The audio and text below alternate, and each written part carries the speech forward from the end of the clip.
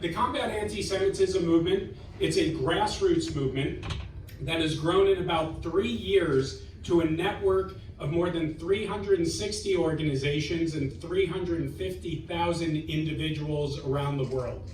One of our primary methods of communication is our weekly newsletter, which highlights the good things that are happening in fighting anti-Semitism, unfortunately the bad things that are happening, the events that we're doing. We also highlight the work of our partner organizations, and that's something that you could easily sign up for at combatantisemitism.org. Now, given the limited time that I have tonight, I believe that you received a handout or you will be receiving a handout, a one-page handout of our work. So I do urge you to take a look at that. But I do want to talk for a few minutes about some of our work and why it is so important, especially for you all here tonight. Our mission is very simple, but yet very challenging, and that is to end the world's oldest hatred. We do that by working with our partners to expose and to counter anti-Semitism.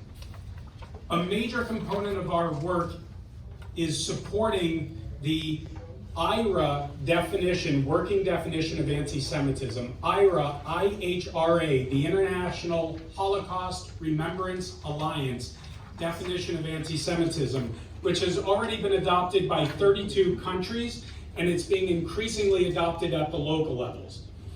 What is unique about this working definition is that it includes modern examples of anti-Semitism to help understand that the anti-Semitism of the past is different than what we're seeing today. And some of those examples include denying the Holocaust, blaming Jews for the policies of the Israeli government, and denying the Jewish people the right to self-determination. And a key way to fight anti-Semitism is through encouraging countries, states, cities, municipal leaders, businesses, and the faith communities to adopt the IHRA working definition of anti-Semitism. Now, living in the DC metro area, it is greatly frustrating to deal with the political correctness and diplomatic talk that goes around here. So I'll try to be as direct as possible.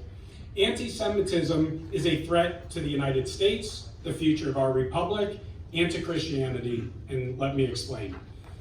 Anti-Semitism in the big picture is quite simply can be described as Jew hatred. Anti-Semitism is a rejection of the Bible. It's a rejection of God's word and God's chosen people. What I would ask of all of you here tonight is to work with us to fight this evil scourge on humanity. We want to partner with you to help educate your constituencies through joint events, collaboration with church and political leaders, interviews on whatever mediums that you have available. CAM's work, our organization acronym CAM's work focuses on fighting anti-Semitism in all forms, be it from the left, the right, or from elements within Islam. Now, we recognize anti-Semitism from the right, manifests primarily in white supremacist groups. This is Hitler and the Nazis attacking Jews for being Jews. This is the anti-Semitism in the story of Purim, when Haman sought to kill the Jews as a people. He sought to physically eliminate the Jews. Now, this is reprehensible, and generally speaking, the world has rejected this idea of killing people that we disagree with. But there's a deeper and quite frankly more threatening anti-Semitism today coming from the woke left, facing Jews and Christians in America. Now, in about 5 weeks, Jews around the world are going to be celebrating the miracle of Hanukkah, and I think it is very illustrative of today's threat. Now, in the story, King Antiochus, he didn't seek to kill the Jews.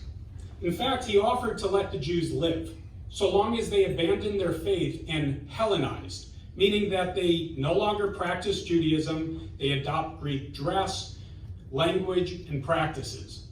This is what the Spanish Inquisition sought as well, forcing Jews to choose between their faith or death.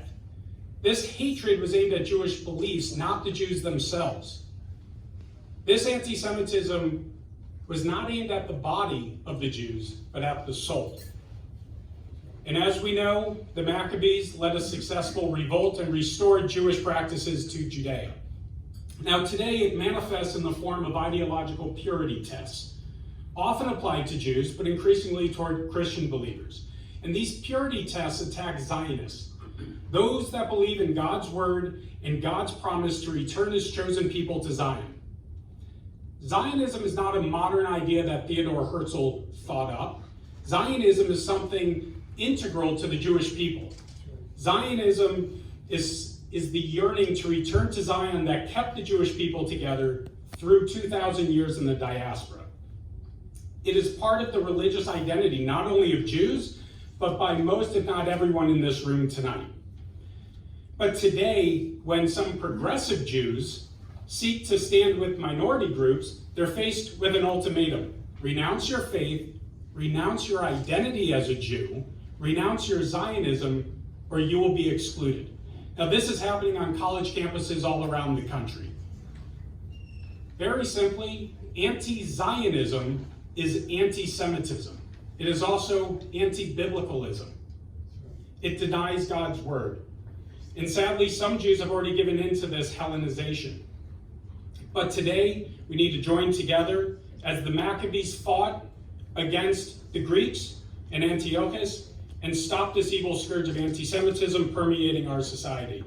So let's partner together for the sake of our faith, freedom, and way of life.